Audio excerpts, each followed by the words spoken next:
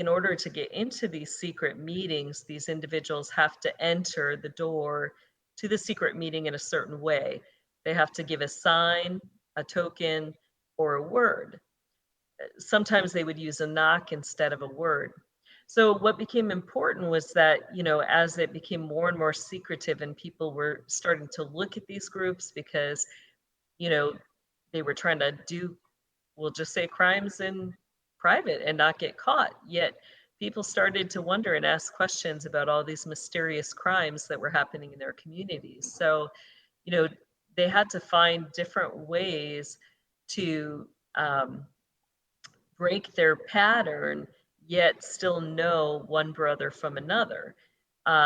So, when they started to do that distinguishing, sometimes it would, come out in conversation. A very common phrase that they would say to each other, would be, "Are you a traveling man?"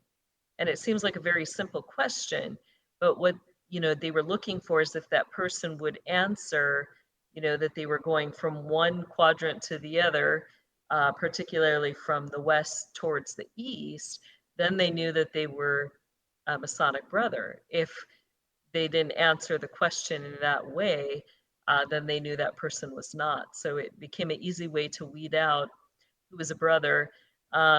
With the rings, that became a very common way when they were in a public place with lots of other people. They could very easily know who is not only in the brotherhood, but also who is in what Masonic or brotherhood position. They could know the level of people, which dictated how they interacted with those individuals, or if they could even interact with those individuals or not. So it became a way to distinguish their protocol among one another and how they interacted and connected. It also became a way, for those at the higher levels who, were engaged in sexual immorality with high-level prostitutes. It became a way that the beta kitties could very easily distinguish who they were to cater to. Um, they would see a ring, and if it was the right ring, then they would know that was an individual they were to cater to that evening. So um, it became a very useful thing in their book.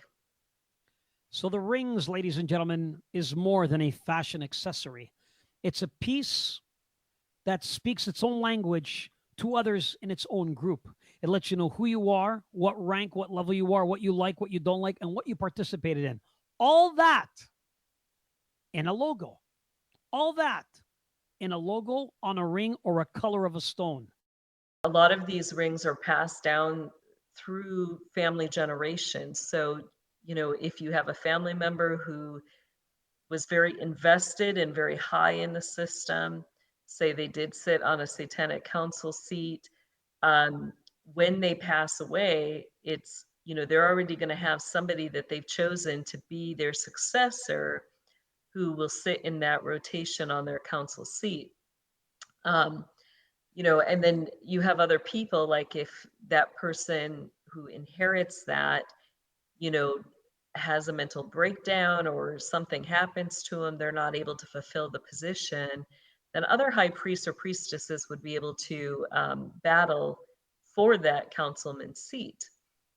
So we had that happen it's about 2.5, 3 years ago now. There were 3 satanic councilmen who passed away or stepped down all around the same time. You had Jacob Rothschild, you had Baron Hilton, and a few others. So there were 4 seats available. And so, we started to see the different individuals who were qualified to take those regional seats have battles. Then you had several other prominent actors like Clooney. You also had, I'll just say, OB, who, yes, was, you know, um, high-level person running our government at the time, and the other former individual who was the spouse of HRC. And all of them there was 8 men total were battling for those positions. We knew Clooney took um, Baron Hilton's position because Hilton had worked with the Columbia coffee farms, and that's what Clooney declared as his humanitarian effort, was, you know, the money he was giving and the really engaging in the coffee fields. So as each of these individuals take their seats or their positions, they always will declare humanitarian efforts. And, you know, as they take other people's positions that they're succeeding, they will take over the humanitarian efforts that that person was in charge of overseeing. So, you know, that's what we see a lot. You have that sovereign rule, um, you know, at the highest levels of that rule, you're going to have the smaller satanic councils, which will be like the Council of Five, the Council of Nine, the Council of 21, the Council of 300, the Council of 700.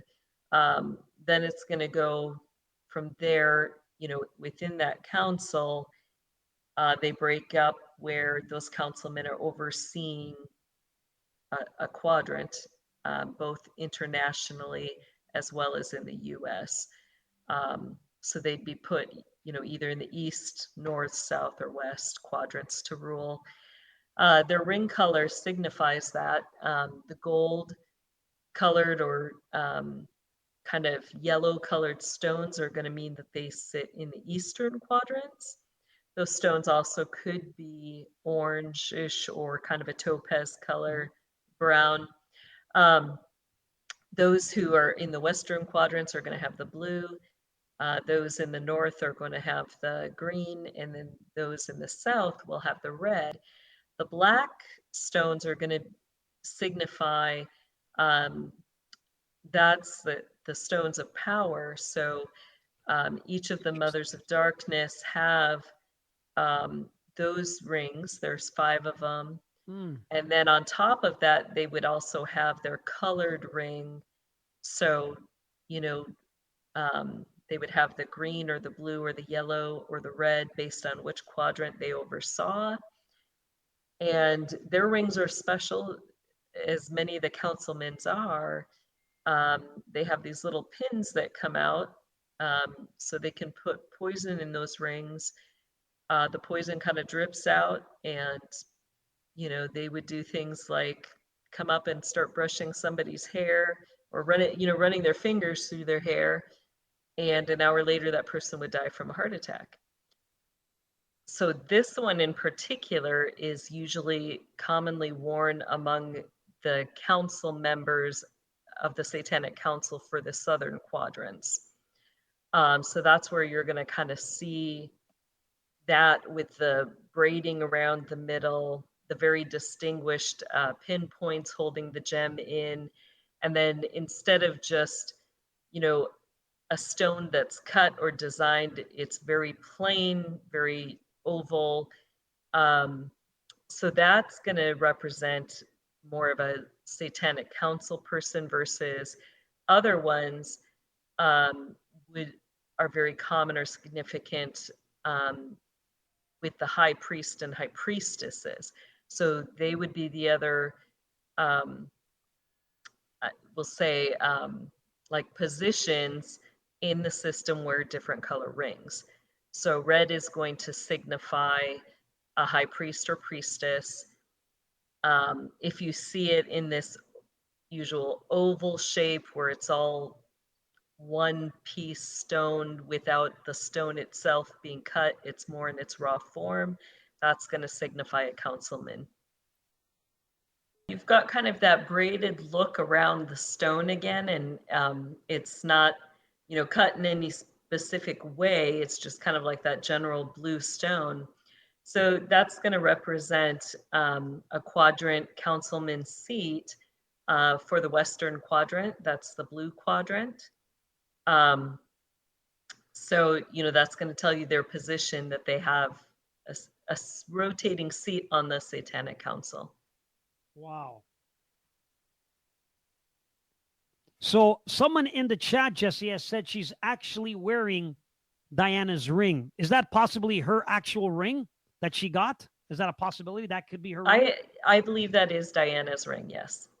You know, up on the front, you have what's commonly known as the Masonic symbol with the compass and the V underneath it, which represents a square, and the G in the middle.